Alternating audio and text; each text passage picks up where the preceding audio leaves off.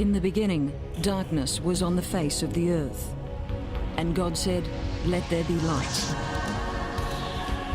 And God created creatures of every kind. But humanity has exploited his creation in the name of the almighty dollar.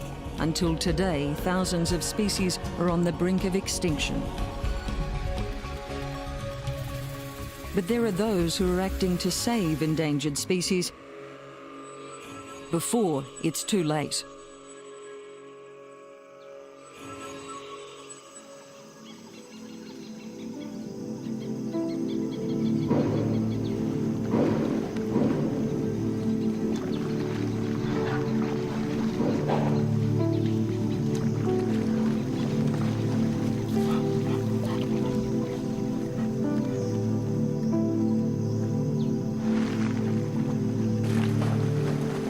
The future for the bears is looking better, actually, than it was a few years ago. Effective conservation could allow Cambodia to boast one of the largest and most important sun bear populations in the world.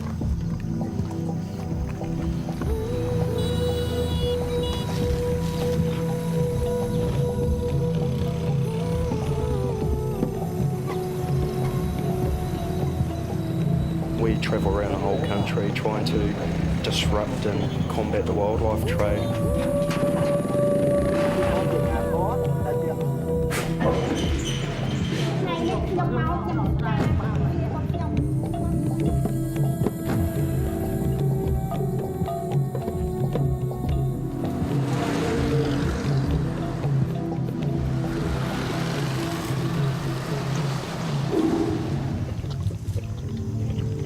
Well, I love all wildlife, particularly tigers, and I'm particularly unhappy to see this decimation.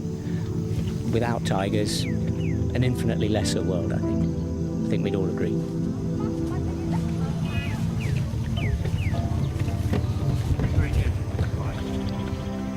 If plans for conservation areas and wildlife parks is actually put into action, then Cambodia is probably going to be one of the best places for wild elephants in Asia.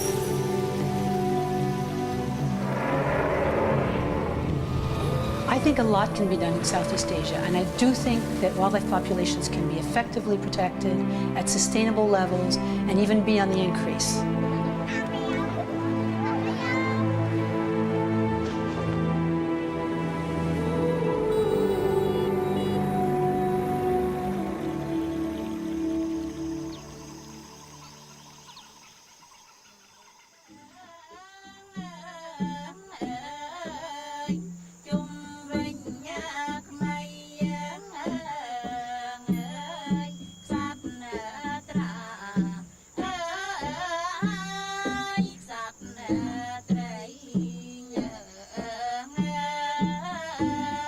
A traditional Khmer dance.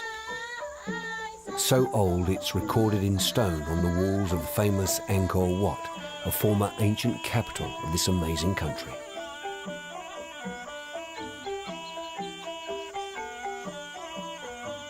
The dance is about a group of maidens who find paradise in nature. Nature, though, is a priority for international agencies here, but not for most Khmer people in their struggle to survive after 30 years of bloody civil war.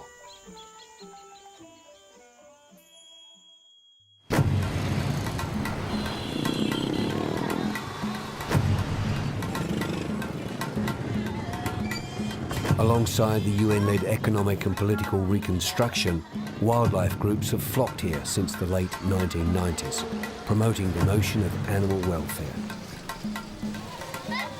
An alien concept to most of Cambodia's impoverished 13 million people, who in their attempt to survive are often more interested in eating animals than conserving them.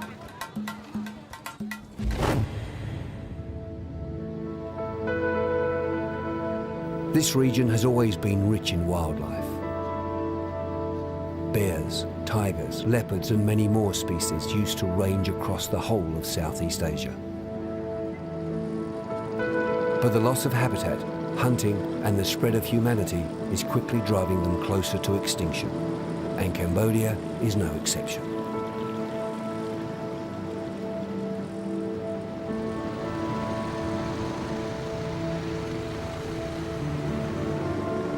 In a country where the average annual income is equivalent to just $280, the stakes for the poachers and smugglers are high indeed.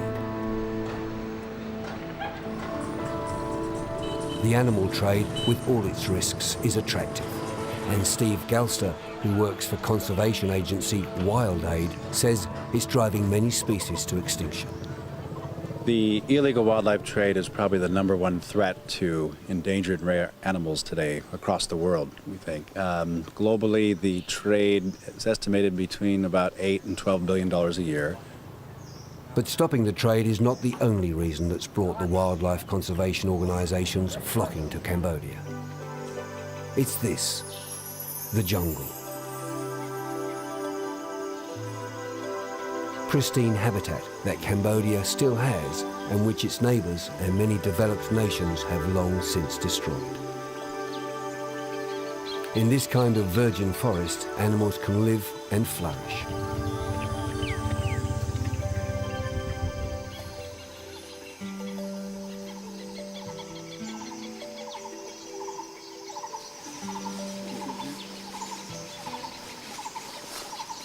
That's why so many conservation groups now put money into people as well as animals.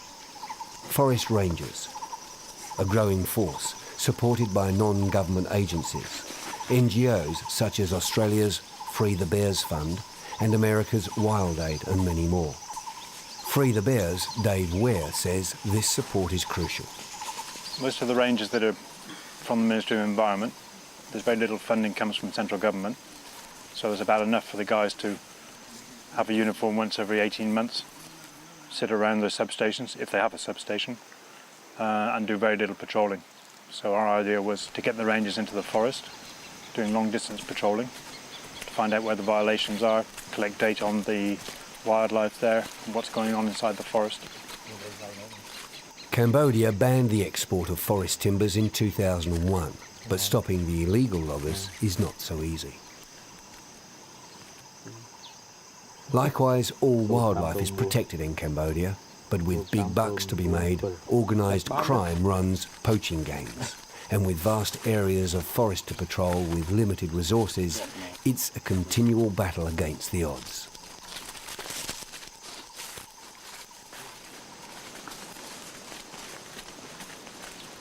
This is one species that's at the centre of the conservation battle. The Malayan sun bear.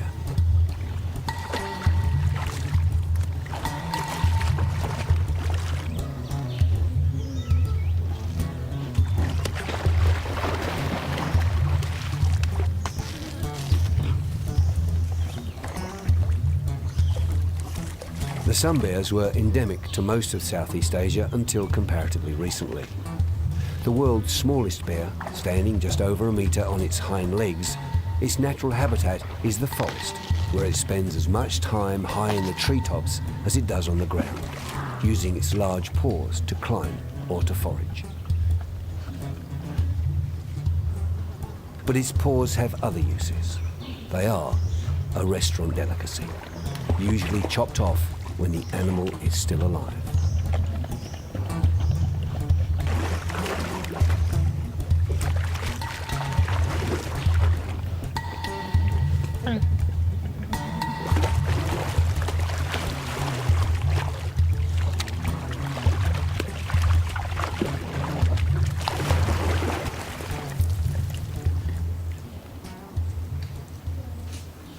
Its close cousin, the Asiatic black bear, has a similar use for humanity.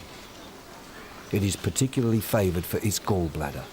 The bile, or the whole organ, is sold for traditional Chinese medicine. And the most majestic of beasts, the tiger, now almost extinct in the wild in Cambodia, his bones alone fetch $200 a kilo.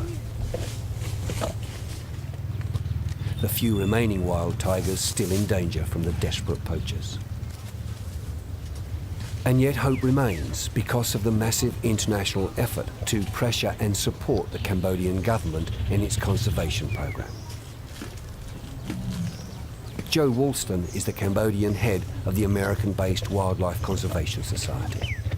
I think Cambodia has shown significant will towards protecting populations of all these species. If we can manage to conserve a network of sites across the country that together represent the species, the natural species complex of Cambodia, the natural habitats of Cambodia, and we can support that network, strengthen it, then I think we would have done something that actually many countries in Asia have not yet achieved. And I think Cambodia has every chance of achieving that.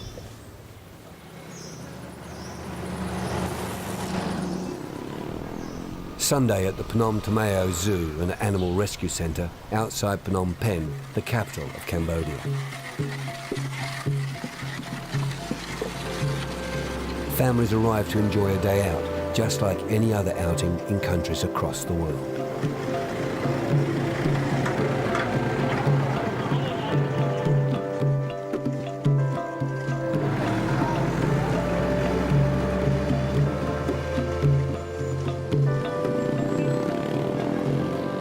But the destination for the trip is not like many others.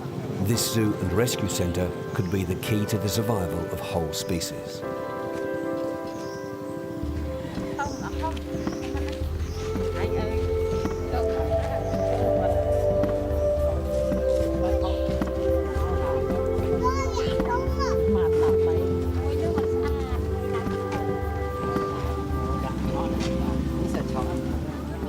Rescued bears and tigers come here to join a large range of other rare and endangered species. It's a place of hope where before there was none. And some Khmer people are now part of that hope. I think it's very important to protect all animals living in the forest. She don't want to sell animal and she want to keep animal here for the people come to visit here. Phnom Tomeo is part of a global campaign to save the sun bear. 10 years ago, such places didn't exist, and these Khmer families were more likely to be eating the bears rather than enjoying them as part of nature.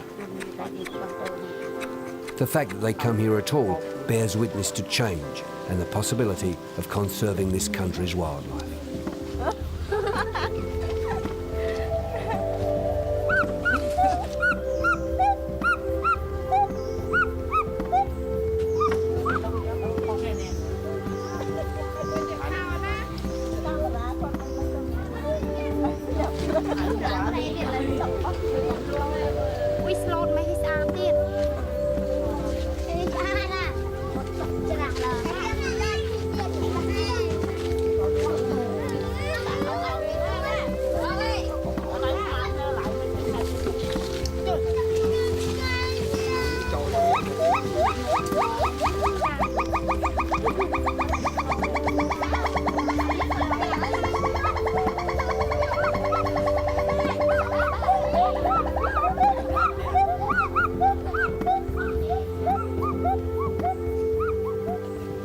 There are 29 sun bears, 7 black bears and 7 tigers here now. All of them confiscated from poachers or private citizens keeping them illegally, and the population continues to grow. Mary Hudden is an Australian. Less than 10 years ago, she knew little about conservation and nothing about sun bears. Now her charity, Free the Bears, provides this rescue facility and has operations in 4 other countries. It was back in '93. I just saw a little bit on the news about the bear farms in China where they were taking the bile from the bear's gallbladder. And it was completely new to me. I'd never even heard about bear farming or taking the bile. I just thought bears were free in the forest. And I started a petition which ran for 2 years, which we presented to the Prime Minister of China, and we started to get well known about our campaigning for these bears. And then early in '97, we heard about some bears in Cambodia, but in the meantime we'd become a fund. We've launched a fund in '95, and it sort of went from there. Sun bears are wonderfully adapted to the forest. They have enormous claws, much longer than most bears. Just the thing if you want to tear bark from trees to find the tasty grubs beneath.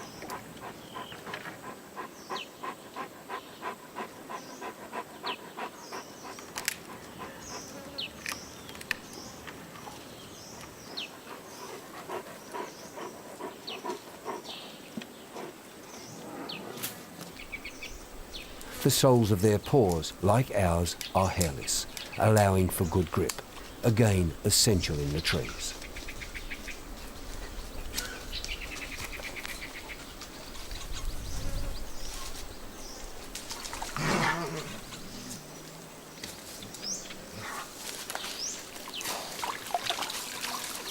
They have a superbly sensitive nose that can sniff out a morsel of food almost anywhere.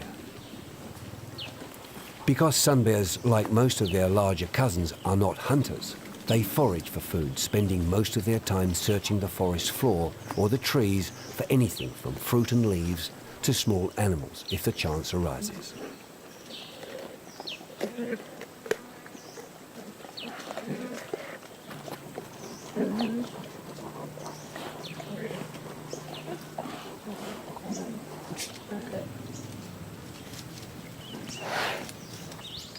And they are exceptional climbers.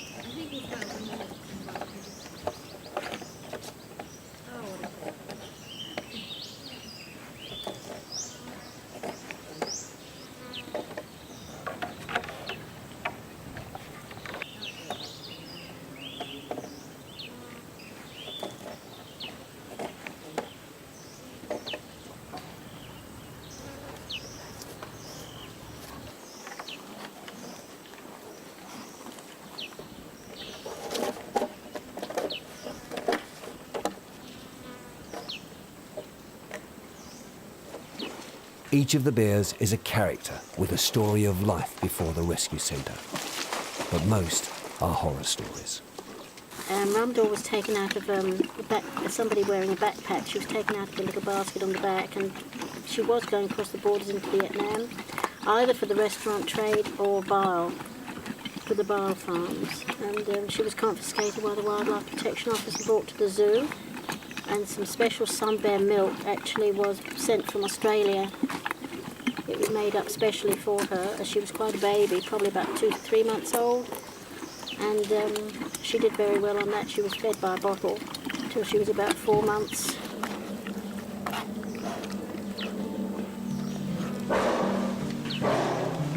Another rescued bear, this time a so-called pet. Emaciated and scared, this little bear was confiscated from a normal family home. The owners indifferent to its starvation and suffering.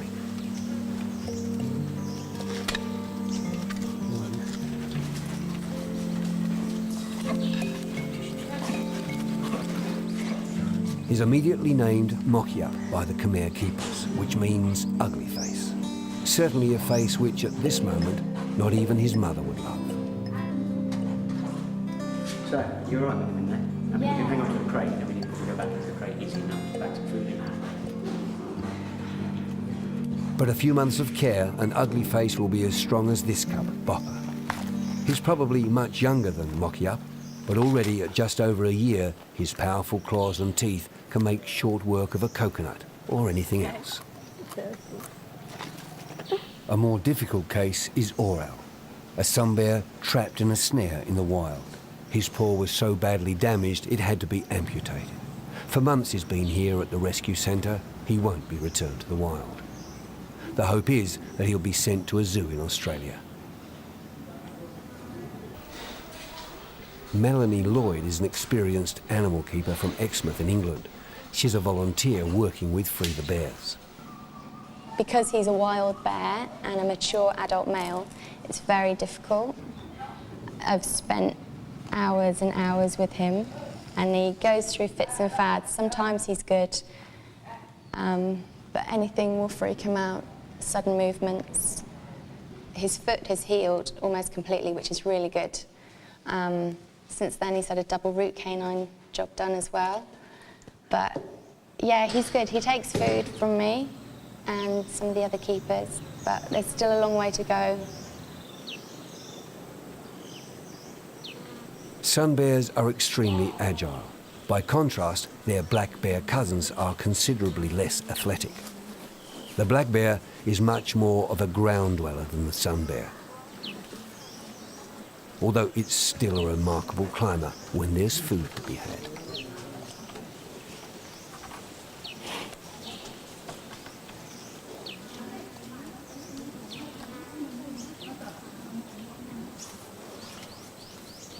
Its shorter claws and heavier bulk make the athletic feats of the little sun bear impossible.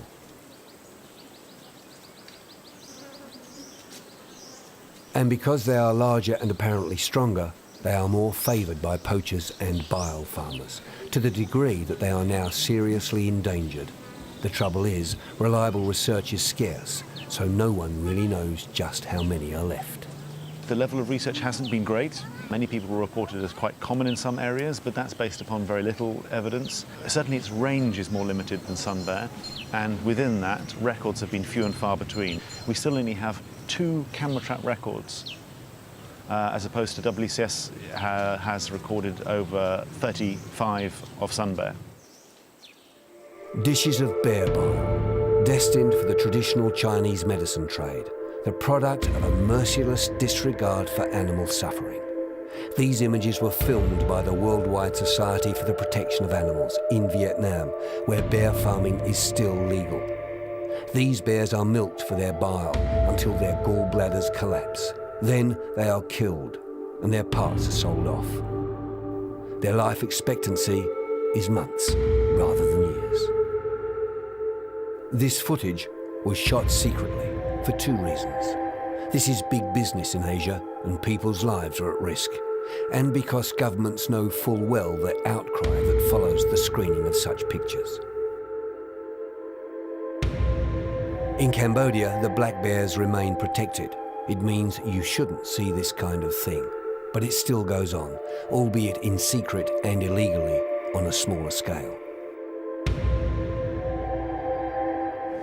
Once we've given the search warrant, Nick and Nim T. Meet the combined Wild Aid and Government Wildlife Protection Office Enforcement Unit, a kind of wildlife SWAT squad.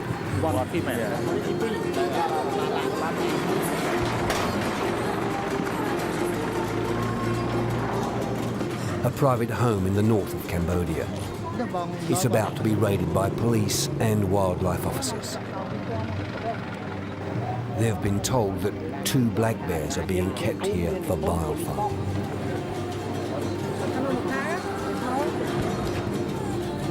The squad moves in, protected by police. Violence is always a possibility here, and poachers are normally well armed.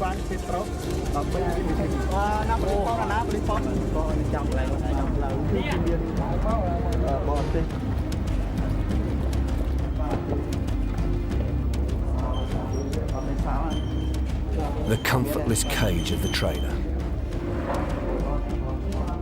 2 bears are indeed here, but it seems they are different to the ones that were the subject of the tip-off. Brian Kennelly works with Wild Aid to coordinate the mobile enforcement squad. The guys just told me that the 2 bears here are different from the last time I visited about 3 months ago, which corroborates the reports we've had that the owner deals with gallbladders and bile. Unfortunately, the other 2 bears probably already dead. The gallbladders and the bile probably already been sold, along with the skin, the meat, bones, and nothing goes to waste.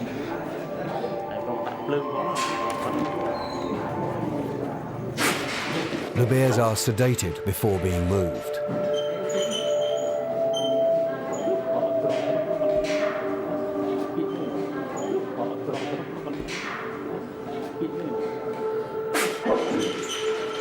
Too late for some, but not for these 2.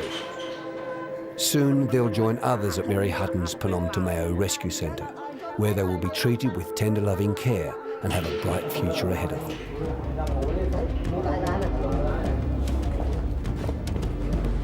But that won't mean a return to the forest. Most rescued bears have been dependent on humans for food for most of their lives, and they would quickly die or be killed if left to their own devices.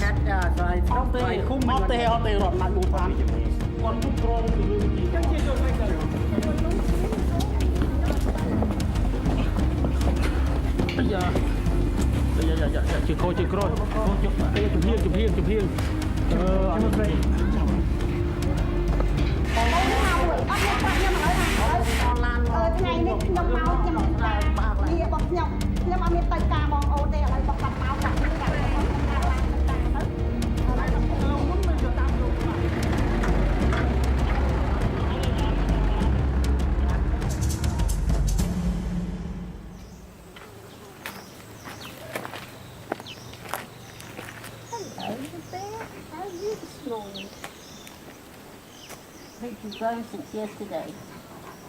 At the rescue centre, life is relatively easy. Health, food and conditions are all monitored and managed. Nutrition is carefully planned, and their diet is probably better than much of the human population of this country. Computer models ensure the correct mix of minerals and protein for each bear. It might not be bush food, but if you're a hungry little bear, this is just what the doctor ordered.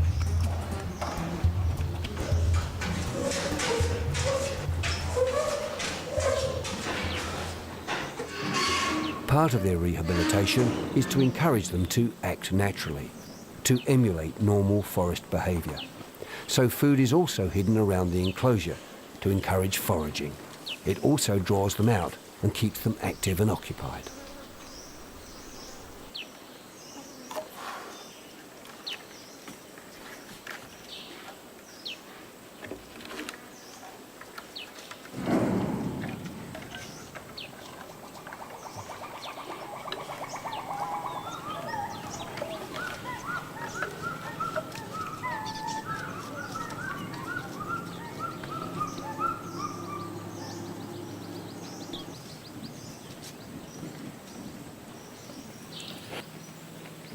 When you get close to these sun bears, it's easy to see why people around the world think them cute. Undeniably attracted to watch as they play and experiment in the safety of the rescue centre. Their teddy bear looks is part of the reason why so many are torn from their mothers in the jungle as cubs and caged in homes across the continent. Wildlife trading is another. A major part of that trade is here in Asia, because there's a lot of species that are sought commercially around the world are found here, whether it's rare cats or turtles, snakes, even rare animals and plants. Also because part of the market, a big part of the market for those same things is found here in Asia. So it's a constant trade. Like anything else, like drugs or anything, the commodity, so to speak, goes to the rich country where the demand is, and the trade moves through areas where law enforcement is weak. So we're here in Cambodia, you've got rich wildlife resources. You're next to Vietnam, which can move the wildlife into the #1 consuming country in the region, which is China. So there's a lot of pressure here in Cambodia. You have to look at it in that, in sort of the economic way to understand what's going on. There was a tip-off about a trader outside of Bangkok who owned a virtual slaughterhouse.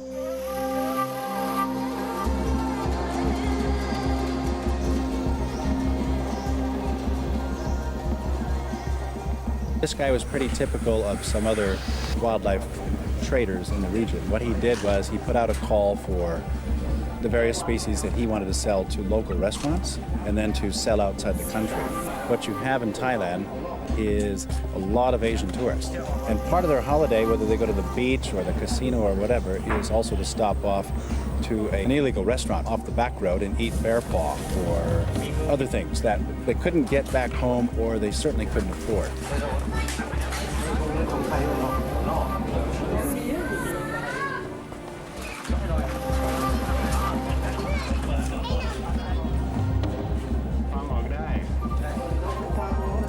These animals were rescued by Wild Aid from the illegal restaurant trade which thrives in Thailand.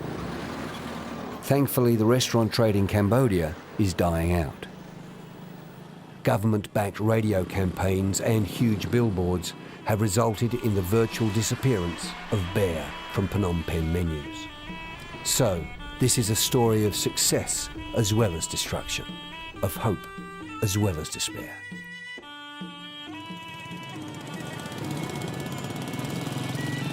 The Khmer people have lived in Cambodia for millennia.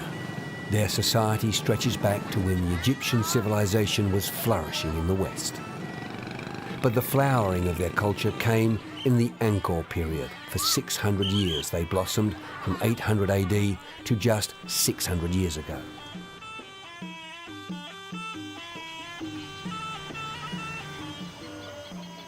During that time, the famous Angkor Wat and scores of other temples were built as the capital of their nation. Angkor Wat Temple is large, but the whole complex covers an enormous 77 square miles, a colossal monument to power and belief.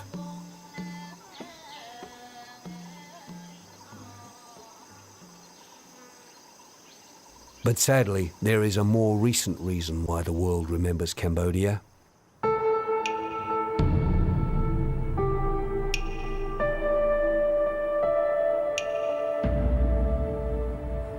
The killing fields, the slaughterhouse of Pol Pot and his followers.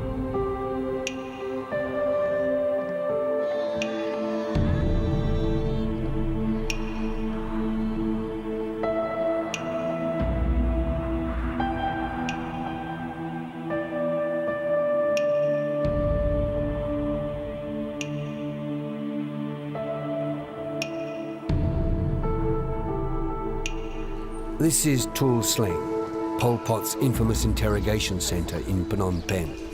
Thousands screamed for mercy from the torturers here, but found none. Ironically, it was a school before its teachers were murdered and its classrooms given over to the demons of pain and terror. But this map is not from a geography lesson. It's the blueprint for tearing a nation apart and shifting whole populations from the comfort of their homes to forced labour in the countryside. Pictures of the slain. Pol Pot's people photographed every victim before or after death.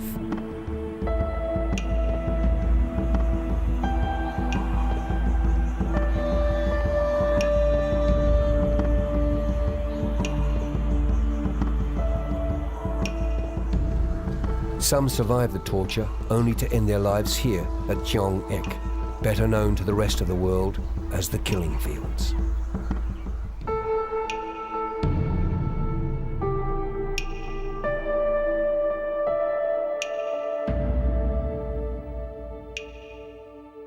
Here, in 1980, nearly 9,000 bodies were unearthed from these mass graves. The graves remain empty now and somehow out of place, as chickens scratch and peck and children reach out for a tourist dollar, oblivious to the horror of the place.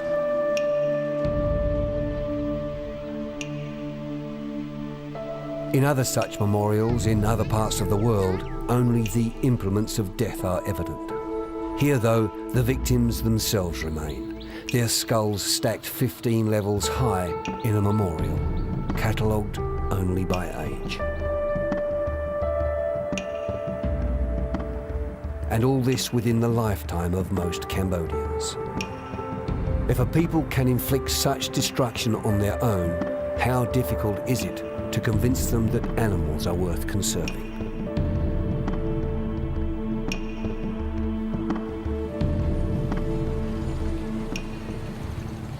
Violent death is commonplace here. Political assassination and murder are regular occurrences. The law is a flexible feast and applied or not according to the influence of the offender. And that applies as much to wildlife poaching and trading as it does to human violation. This hotel near the famous Angkor Wat temple keeps 2 sun bears. It's illegal to own protected animals. Government officials know about them, but the owner has enough influence to avoid confiscation and prosecution. The hotel's marketing manager tells us the bears are gone. Tourists, he says, don't like to see bears in cages, so they got rid of them. But in reality, the bears are still there, now in the staff quarters, evident from the street through the open gates. The staff happy to show them off. The 2 bears are in good condition, their cage better than the local zoo, but still kept illegally. Often such bears are taken as cubs from their mothers in the forest. The mothers are mercilessly killed. The effects are lasting.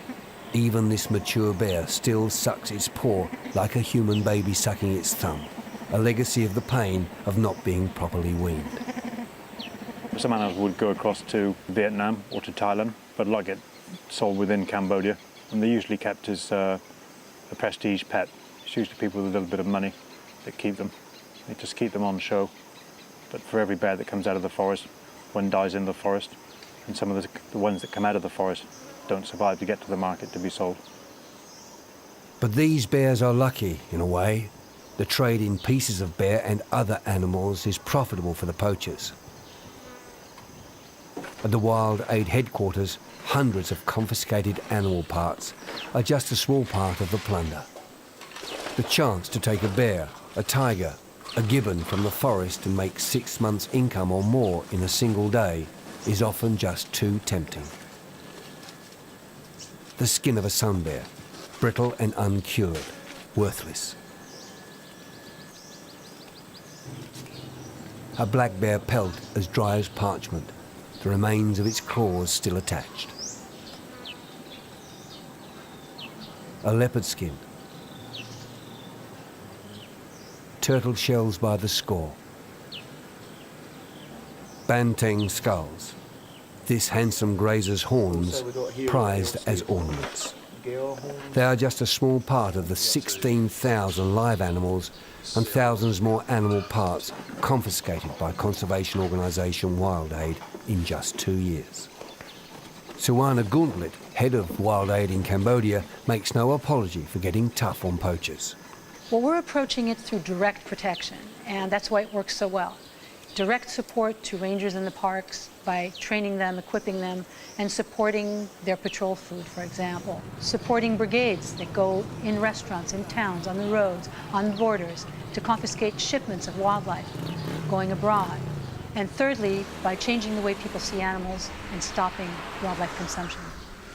It's very controversial, and I would say that that's one of the reasons why other NGOs and donors hesitate to engage in something that's not as people-friendly as a community-based project for alternative livelihoods, for example. They would rather do something that's very friendly than do something that's confrontational. But the result is there will be no more forest, there will be no more wildlife. There is no tomorrow for this. It has to be done today. And that's why people like Nick Marks, a specialist in animal husbandry, are always ready to hit the road to rescue a bear or a tiger, or anything else that can be saved. This is Orang. He was born here. His mother was a very nervous tigress and wouldn't look after him. So I had to go. Took him back to Phnom Penh and bottle raised him in my house.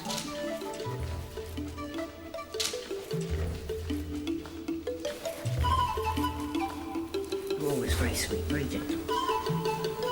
He's very sweet, quite rough, but he's very sweet. We're glad to have him.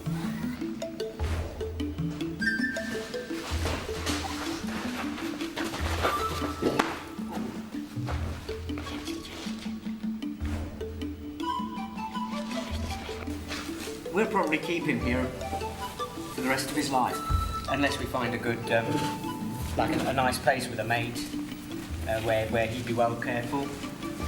The alternative might be to find him a mate here, but you never know when things are going to turn up.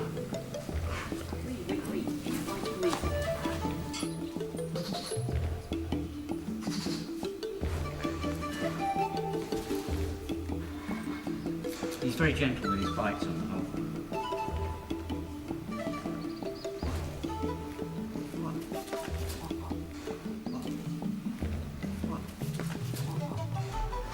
Well, we'd like to think he'll be all right.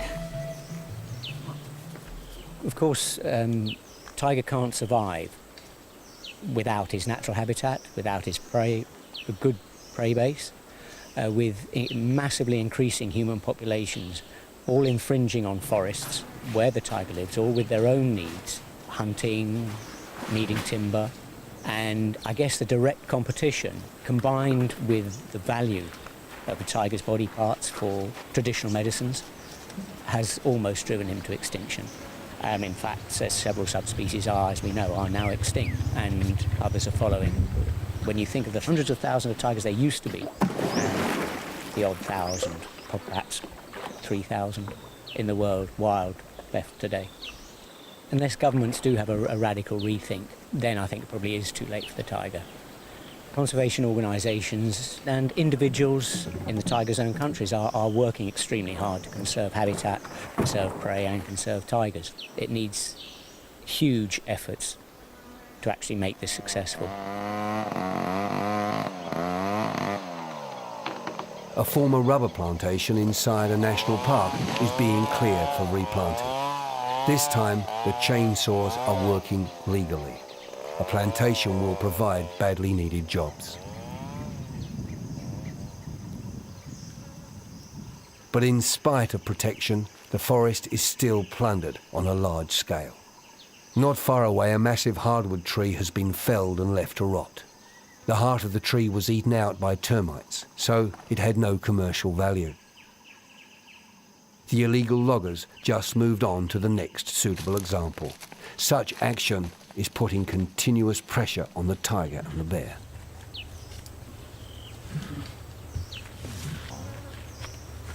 Estimates for Cambodia vary, but it appears likely that no more than 100 of these awesome creatures remain in the wild.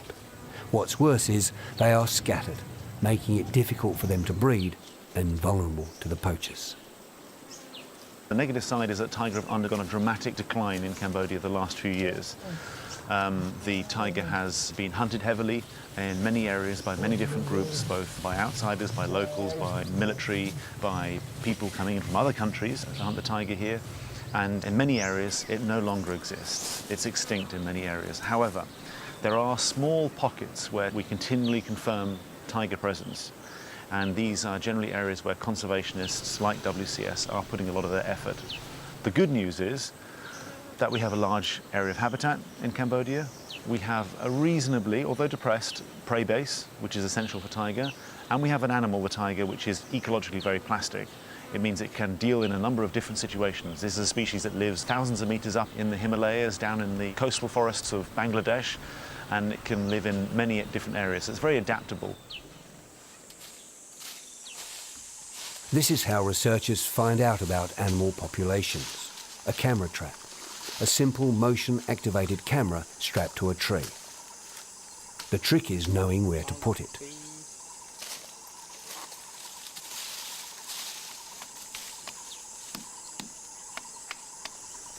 These guys have been doing it for years, but the story is not a good one.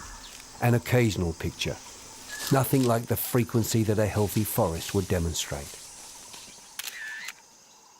But still, the animals are there, unwitting stars in this human drama as conservationists persevere.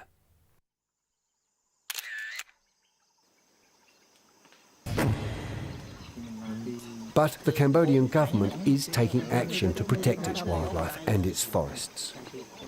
Since 1998, hundreds of thousands of hectares have been declared protected.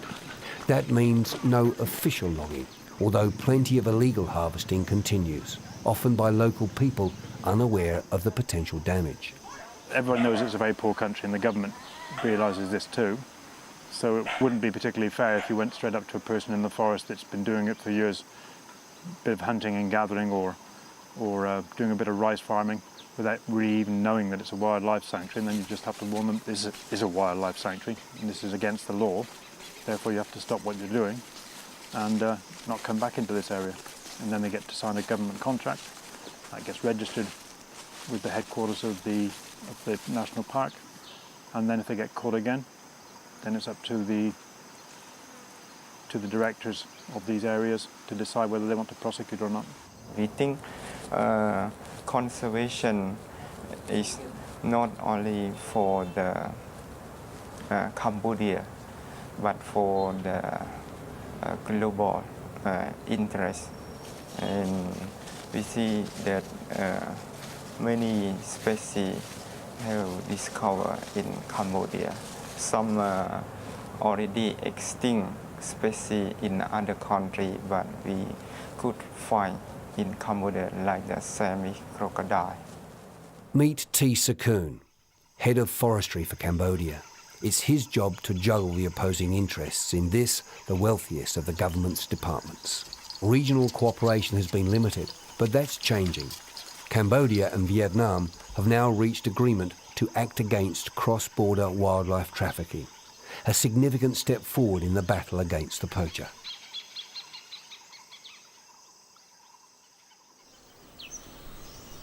Back at the rescue centre, the 2 black bears that were confiscated by the wildlife SWAT team are settling in.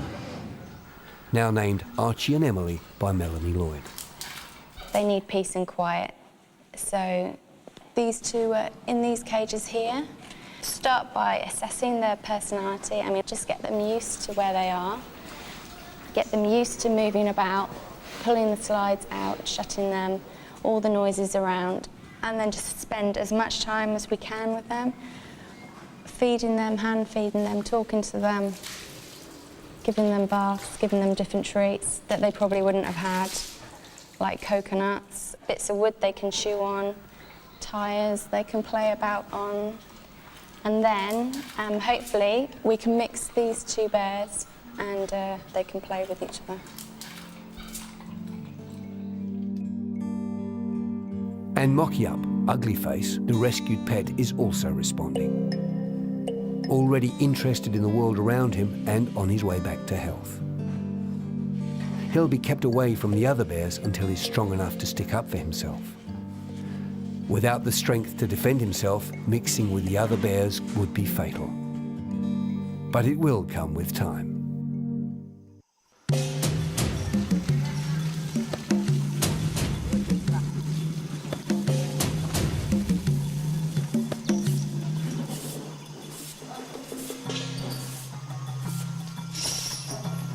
Another species fighting to survive in Cambodia is the Asian elephant. Native to Cambodia as it is to much of Asia, but its numbers are dwindling in the wild and commercially less useful than it once was.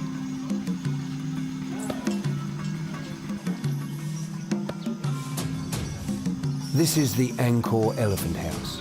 Designed and built by French architect Olivier Piot, he couldn't stand the thought of Angkor Wat being without its famous elephants, which it was only a few years ago. The elephant was the workhorse of this world for centuries, but now logging is mechanised and drastically reduced, and many of them are simply redundant. Too domestic to go back to the wild, useless to their owners. So they have come here to Angkor to join a growing herd of workers enjoying a gentle regime of tourist rides and retirement when the time comes.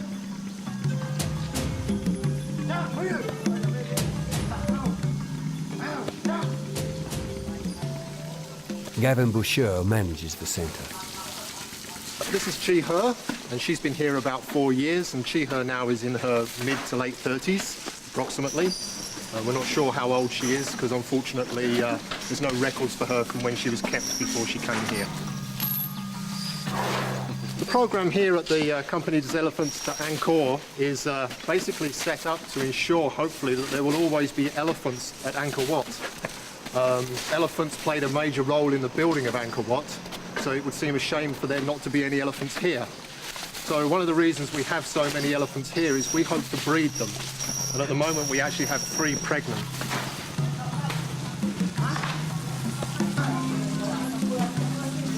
The poor Asian elephant has kind of been a little bit forgotten because it's not as dynamic or as large and impressive as its African cousin. So it's kind of been sort of forgotten by a lot of people. The problems facing the Asian elephant are probably a lot more serious than those facing the African elephant. That is habitat loss because of human encroachment through the need for land for farming. Poaching still goes on. And the problem of populations of elephants becoming fragmented in bits of forest that are left. So their chances of being able to breed and the genetic diversity of the species is being reduced.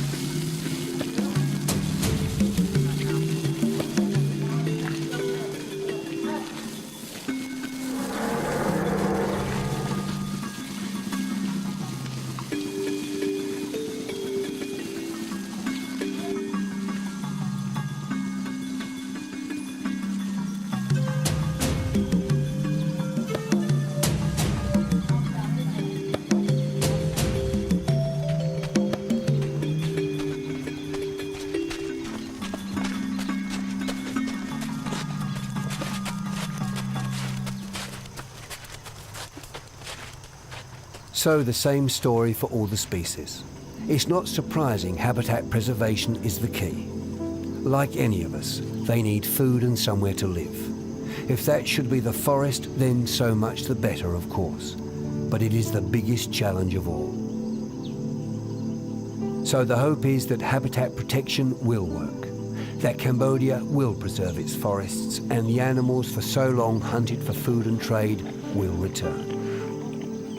Perhaps then, in the future, for these Khmer families, there may be somewhere other than a zoo to find their wildlife heritage. But it will require the continued pressure and money of the world's conservationists.